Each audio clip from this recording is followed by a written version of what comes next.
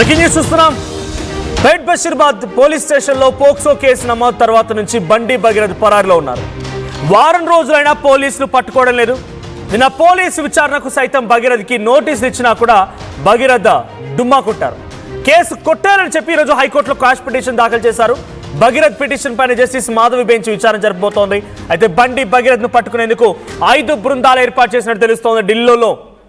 ఢిల్లీలో 2 police teams, Hyderabad లో 2 police teams and Karimnagar లో మరోటి, మొత్తంగా 5 పోలీస్ టీమ్స్ రంగంలోకి దిగాయి. నిన్న విచారణకు కూడా రాలేదు. విచారణకు రాకుండా ఒక మెయిల్ ద్వారా తన రిప్లైని బండి భగీరథ్ పంపించారు.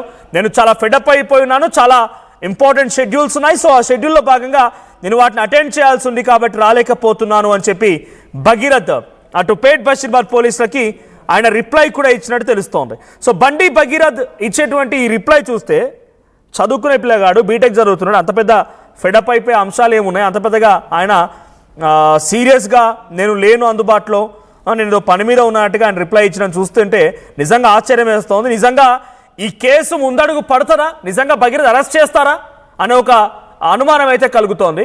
సో ఆ మెయిల్ పంపించినటువంటి ఆ ఫోటో కూడా ఇప్పుడు సోషల్ మీడియాలో వైరల్ అవుతోంది. బండి భగీరథ్ని ఎవరు దాచిపెడుతున్నారు, ఎందుకు పోలీసులను పట్టుకోలేకపోతున్నారు? సో ఒకసారి ఈ ఇష్యూ పైన బండి సంజయ్ కూడా రియాక్ట్ అయ్యారు. బండి సంజయ్ ఏం మాట్లాడారో చూద్దాం. మేము ఫ్రెండ్స్ ఉన్నానా, మేము తప్పు చేయలే, కలిసి ఉన్నాం, ఇలా విడిపోయినాం, నేను ఏ తప్పు చేయలే, నిజాయితీగా బయటికి వస్తా అని చెప్పి ఇలా నా కొడుకు ఎప్పటికీ నేనేం తప్పు చేయలే నాన్న, మేము ఫ్రెండ్స్ ఉన్నానా, మేము తప్పు చేయలే, కలిసి ఉన్నాం, ఇలా విడిపోయినాం, నేను ఏ తప్పు చేయలే, నిజాయితీగా బయటికి వస్తా అని చెప్పి ఇలా నా మేము ఫ్రెండ్స్ నాన్న, నేనేం తప్పు చేయలే, బయటకు వస్తాను, నిజాయితీగా ఉన్నామని చెప్పి బండి సంజయ్ కుమారుడు బండి సంజయ్ చెప్పాడంట. అంటే నేను ఒప్పుకుంటున్నాడు, వాళ్ళిద్దరు ఫ్రెండ్స్ కలిసి తిరిగినామని బండి సంజయ్ కూడా ఒప్పుకుంటున్నాడు. సో మరి మీకు చెప్పిన మాట నిజంగానే నిజమైతే ఆ అమ్మాయి ఎందుకు బలవమరణానికి పాల్పడాల్సి వస్తుంది? ఆ అమ్మాయి ఎందుకు 1-2 సార్లు చనిపోయేందుకు ప్రయత్నం చేస్తుంది? సో ఇప్పుడు ఈ విషయాలన్నీ కూడా పోలీసులు తేల్చాలి. కేంద్ర హోంశాఖ సహాయ మంత్రి అయినా లేదు కేంద్ర మంత్రి అయినా వాళ్ళ దగ్గర కేవలం ఒక 5 ఏళ్ల పాటుగా పదవులు ఉంటాయి. ప్రజలు ఇచ్చినటువంటి ఆ ఓటు హక్కుతో వాళ్ళు గెలిచి పదవులు అనుభవిస్తున్నారు తప్ప వాళ్లకు సైతం ఈ తీర్పులు ఇచ్చే అధికారం లేదు. ఇన్ఫ్యాక్ట్ కేవలం న్యాయస్థానాలకి పోలీసులు ఆధారాలు కనుగొనడానికి తప్ప ఇక్కడ ఎవరికి కూడా ఏ రకంగా తీర్పు ఇవ్వాల్సిన అవసరం. ఇన్ఫ్యాక్ట్ మీడియాగా మేము కూడా తీర్పులు ఇవ్వలేము, మన న్యాయ వ్యవస్థని చేతిలోకి తీసుకోలేము, చట్టాన్ని కూడా చేతిలోకి తీసుకోలేము. సో బండి సంజయ్ చెప్తున్నట్టుగా ఈ మాటలు ఎవరు చెప్పాలి? ఇప్పుడు పోలీసులు చెప్పాలి. ఏమని? పాపం వాళ్ళు ఏం తెలియదు, వాళ్ళు ఫ్రెండ్స్గా ఉన్నారు, అమ్మాయి తప్పుడు కేసు పెట్టింది ఆ అబ్బాయి పైన అని చెప్పి పోలీసులు చెప్తే బండి సంజయ్ కొడుకు క్లీన్ చిట్ ఇచ్చినట్టు అవుతుంది. కానీ ఆయనను తప్పించి ఎక్కడ దాచిపెట్టి మరి పరాలో ఉన్నారని చెప్పి 5 రోజులైనా, ఇప్పుడు వారం రోజులు అవుతుంది, 5 టీములు తొట్టినా పట్టుకోవడం లేదు. సో ఇప్పుడు కట్ చేస్తే ఈరోజు క్వాష్ పిటిషన్, కేసు కొట్టేయాలని చెప్పి పిటిషన్ దాఖలు చేశారు. సో మరిన్ని అప్డేట్స్ ప్రతినిధి హైకోర్టు నుంచి నారెడ్డి సిద్ధంగా ఉన్నారు. నారెడ్డి, హైకోర్టులో ఇప్పుడు ఏ సమయానికి విచారణ జరగబోతోంది, అప్డేట్స్ ఏంటి, ఈ విచారణ ఎటువంటి రిజల్ట్ వచ్చే అవకాశం ఉంది? ఇన్నారెడ్డి రైట్, ఒకసారి మళ్ళీ ఇన్నారెడ్డి వెళ్దాం. మనతో పాటుగా ఆర్టీవీ లైవ్ లో జాయిన్ అవుతున్నారు బీఆర్ఎస్ నుంచి సీనియర్ నేత సుమిత్రానంద్ గారు అండ్ కాంగ్రెస్ నుంచి ఇంద్రా శోభన్ గారు. So first and foremost Congress version తీసుకుందాం. అధికార కాంగ్రెస్ పార్టీ పైన కూడా అనేక రకాల విమర్శలు వస్తూ ఉన్నాయి. సో రేవంత్ రెడ్డి కాపాడుతున్నాడని, అటు బండి సంజయ్ అండ్ రేవంత్ రెడ్డి ములాఖత్ అయ్యారని, భగీరథ్ని కాపాడడానికి కాంగ్రెస్ పార్టీ వెనకడుగు వేస్తుందని. సో సహజంగా డెఫినెట్గా పోక్సో కేసులో ఒకసారి కేసు నమోదైన తర్వాత నిందితుని అదుపులోకి తీసుకున్న తర్వాత తదుపరిగా క్వాష్ వేస్తారా, బెయిల్ వేస్తారా, ఆ తర్వాత సంగతి. కానీ నాకు తెలిసి బహుశా తెలంగాణ చరిత్రలోనే ఒక పోక్సో కేసు మీద మొదటిసారిగా సిట్టు వేశారు. సో ఇది కేంద్ర మంత్రి కొడుకు అని చెప్పి సిట్టు వేశారా? ఇంద్రశోభన్ గారు ఏం చెప్తారు? ఒక కేంద్ర మంత్రి కొడుకు కాబట్టే ఈ కేసులో ఇన్వాల్వ్ అయింది, అందుకే సిట్టు వేశారా?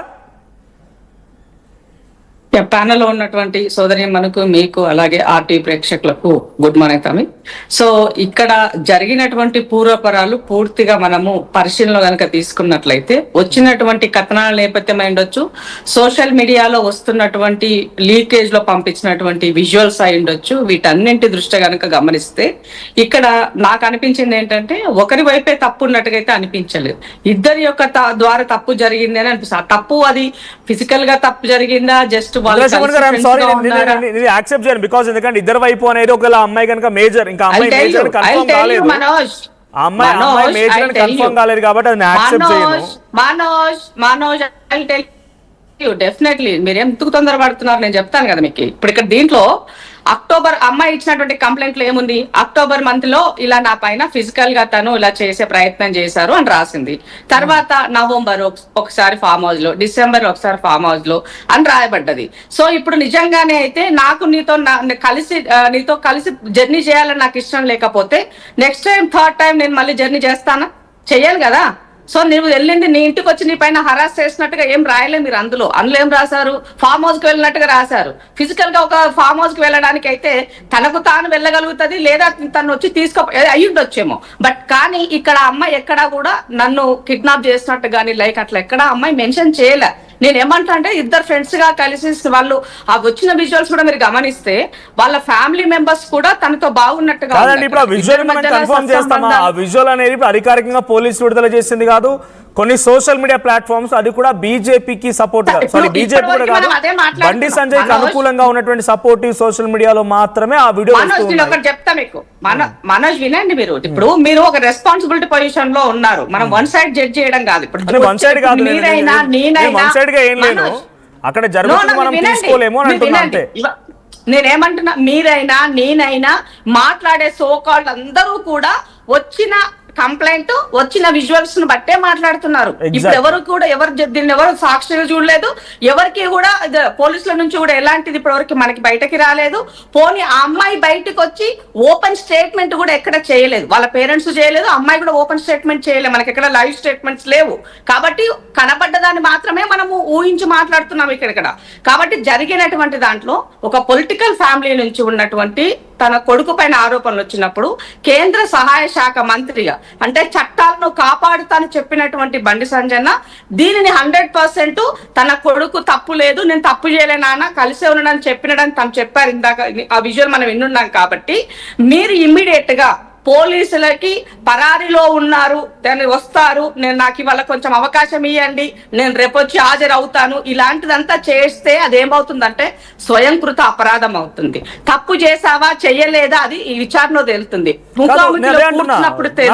ఫస్ట్ క్వశ్చన్ అదే ఇంద్రశోభన్ గారు, నేను ఏమంటున్నానంటే జనరల్ గా గతంలో చాలా కేసులు అయినాయి, పోక్సో కేసులు చాలా కేసులు నమోదైనాయి. స్వయంగా బండి సంజయ్ గారే ఒకానొక సందర్భంలో హైదరాబాద్ తెలంగాణ రాష్ట్రాన్ని షేక్ చేసిన ఒక పోక్సో కేసు విషయంలో మన అమ్మాయిని మెజిస్ట్రేట్ ముందు హాజరుపరచాలి, ఆ నిందితుల పేరు తెలుసు, నిందితుల వివరాలు తెలుసు కాబట్టి అరెస్ట్ చేయాలి అని మాట్లాడుకొచ్చారు.